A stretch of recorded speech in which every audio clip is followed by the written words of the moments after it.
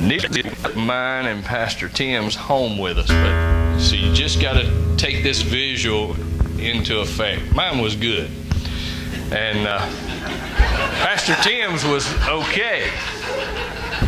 But what he proved out of everything, now this was the adults versus the teens, and the teens won everything, trust me.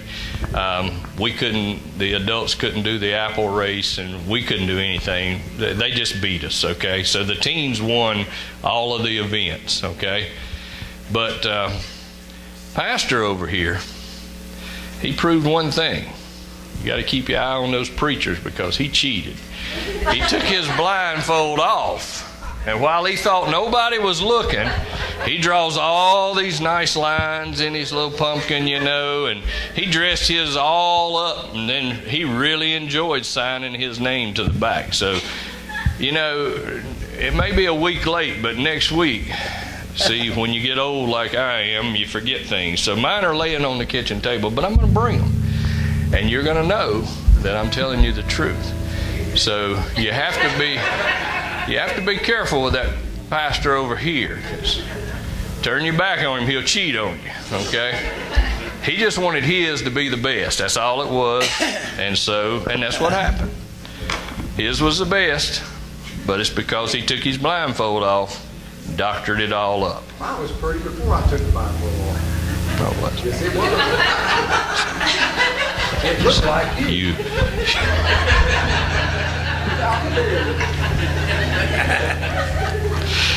Still wasn't pretty. I don't care what he says.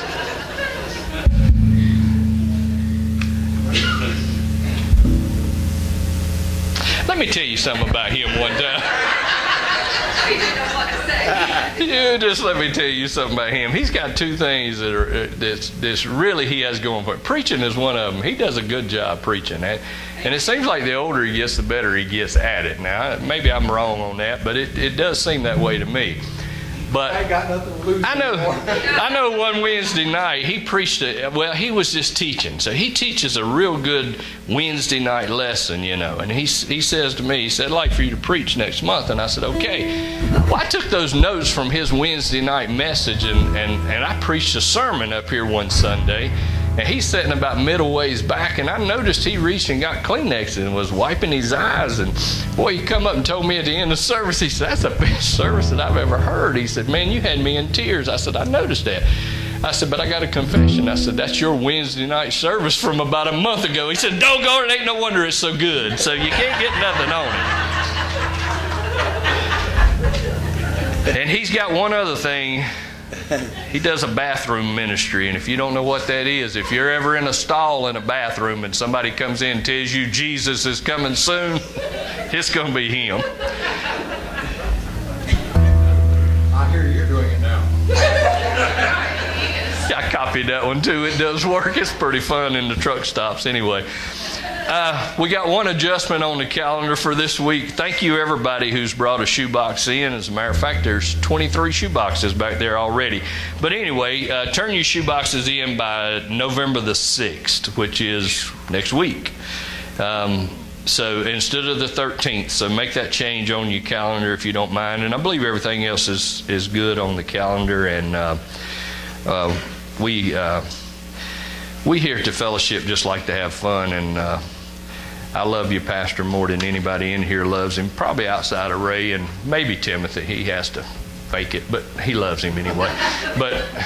And Ray fakes it half the time anyway, but I love Pastor Tim and I love picking on him. And Tim, thank you.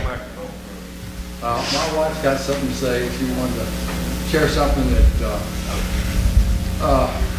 you ever heard that song, Why Do You Build Me Up, Buttercup? Just Let Me Down? Here we go. Okay, this has to do with a little bit of family happening. If I can find where I need to find. There we go, I got it. Our daughter texted us, oh mercy. She texted us a couple weeks ago, and this was what she wrote. And it was, you know, you never know how and where and what your grandbabies are watching. So she texts and she says, tomorrow is dress-up day, career day. Alexander has decided to dress up like Granddad. So we're all elated, excited, and, preacher granddad, that's what Alexander's going to be. And he says, this is Alexander speaking, she writes, "Oh yeah, I know, I can dress up like granddad and be someone who works on lawnmowers."